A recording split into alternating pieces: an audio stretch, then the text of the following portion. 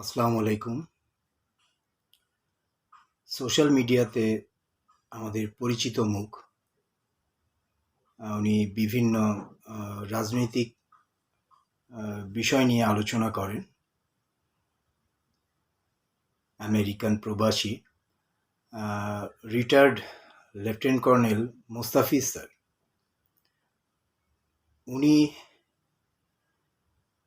রাজনৈতিক বিষয়ে বিভিন্ন আলোচনা সমালোচনার করে মাঝে মাঝে লাইভে আসেন। ইউটিউব চ্যানেল আছে। তো সেখানে আমি শুনছিলাম কিছুদিন আগে, সপ্তাহখানিক আগে, তো লেফটেন্যান্ট কর্নেল মোস্তাফিজ স্যার বলছিলেন আমাদের যে সেনাবাহিনীতে যে বিভিন্ন আমরা প্র্যাকটিস করি, winter collective training, summer collective training বা বিভিন্ন রেড অ্যাম্বুশ ইনফিলট্রেশন, এগুলো যে প্র্যাকটিস করি, তারপর আমাদের ভূমির কোথায় কি অবস্টিকাল বা আমাদের প্রতিকূল আবহাওয়ায় আমরা কিভাবে প্র্যাকটিস ফলো করি, এগুলো নিয়ে কথা বলছিলেন। তো আমি একজন সাবেক সেনা সদস্য হয়ে বলতে চাই, এই আমাদের দেশের ওয়ার ট্যাকটিক্স নিয়ে সোশ্যাল মিডিয়াতে এইভাবে ওপেন ডিসক্লোজ করা, এটা আমি মনে করি এটা retired lieutenant colonel Mustafiz sir উনি শপথ ভঙ্গ করেছেন। কারণ আমরা আর্মিতে শিখেছি দেশের নিরাপত্তার যে ডেফিনেশন আছে, এই ডেফিনেশনে 3টা বিষয় খুব গুরুত্বপূর্ণ। সেটা হচ্ছে ব্যক্তি, বস্তু ও তথ্যের নিরাপত্তা নিশ্চিত করা।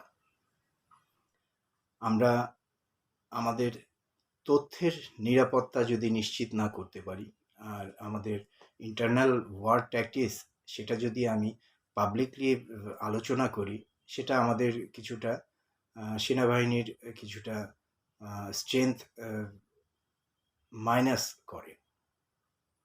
আমরা বরঞ্চ এই বড় সেনা কর্মকর্তাদের কাছে আশা করি ওনারা বরঞ্চ রিসেন্ট যে ক্রাইসিসে আমরা আছি, যেমন এই ভারত পাকিস্তান নিয়ে যে উত্তেজনা সৃষ্টি হয়েছে, সেখানে আমরা এর আগে আমাদের মাননীয় প্রধান উপদেষ্টা ডক্টর ইউনূস স্যার উনি ক্ষমতা নেওয়ার আগেই শুরুতেই উনি চিকেন নেক দিয়ে নিয়ে খোঁটা দিয়েছিলেন ইন্ডিয়াকে।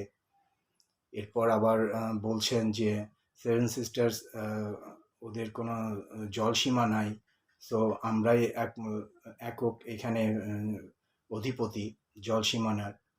সেগুলো ইন্ডিয়াকে অনেকটা হার্ট করেছে। সেদিক থেকে ইন্ডিয়ারও কিছুটা রিভেন্স নেওয়ার কিছুটা পরিকল্পনা থাকতে পারে। সেই প্রেক্ষিতে আমরা আমাদের এই ফেনী বা চট্টগ্রাম অঞ্চল কিভাবে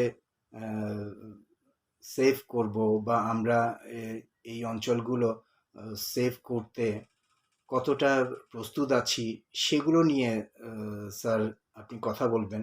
আপনাকে উইথ ডিউ রেসপেক্ট আমি আপনাকে বলতে চাই, সেগুলো নিয়ে আপনি কথা বলেন।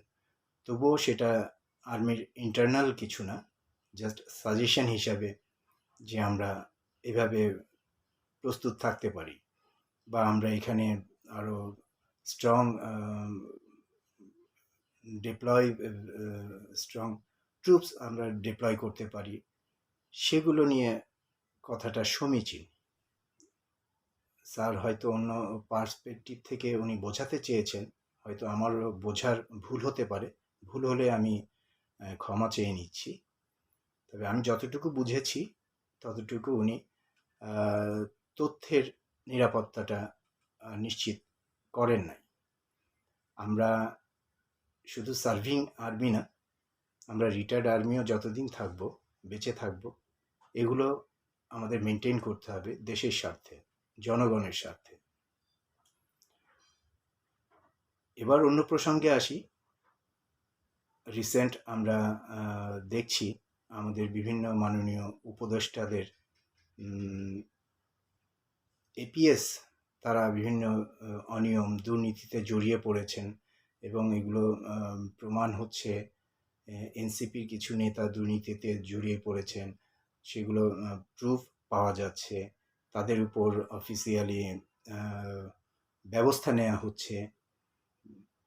তো আমি যে জন্য এই প্রসঙ্গটা এনেছি সেটা হচ্ছে 5 আগস্টের পরপরই আসিফ,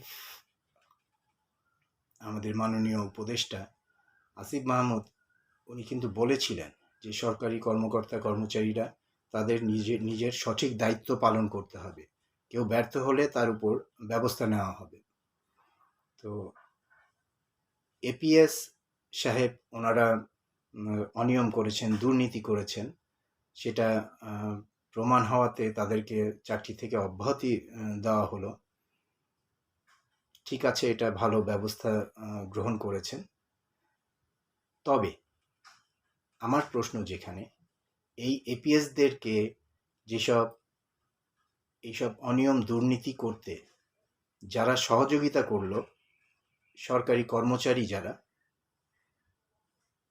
একদম সচিব থেকে পিয়ন পর্যন্ত যারা করেছে, তাদের উপর কি ব্যবস্থা নেওয়া হচ্ছে? তাদের উপর যদি আপনি তাদেরকে জবাবদিহিতায় না আনেন, তাদের কোনো সহযোগিতা ছাড়া তো এই এপিএসরা এটা করতে পারবে না।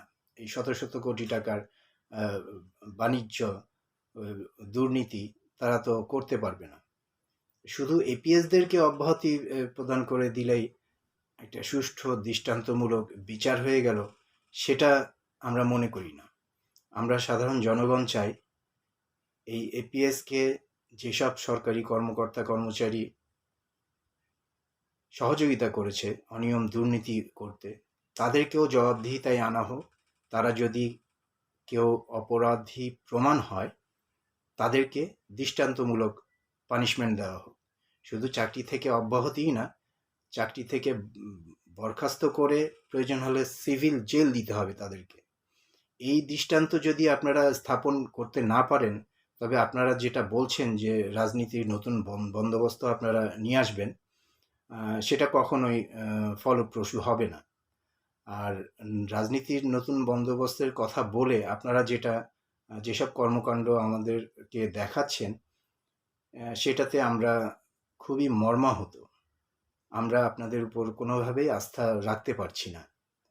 আমি কথাটা আগেও বলেছি, সেটা হচ্ছে যে এই অনিয়ম দুর্নীতি আপনারাও যে জড়িয়ে পড়েছেন, এটার কারণ শুধু আপনাদেরকে দোষ দিলেই হবে না।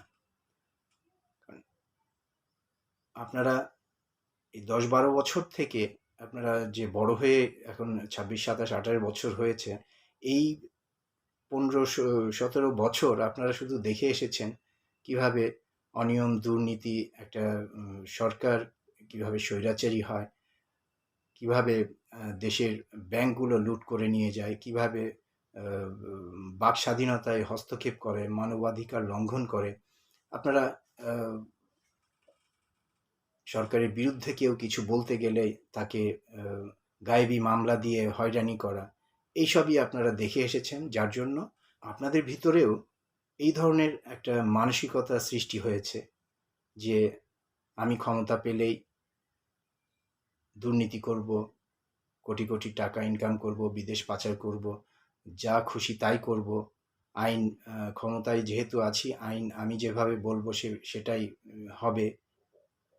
আমরা আপনাদের থেকে ওই আওয়ামী লীগের যে স্টাইল ছিল, স্বৈরাচারী স্টাইল, সেই স্টাইলগুলোই দেখতে পাচ্ছি।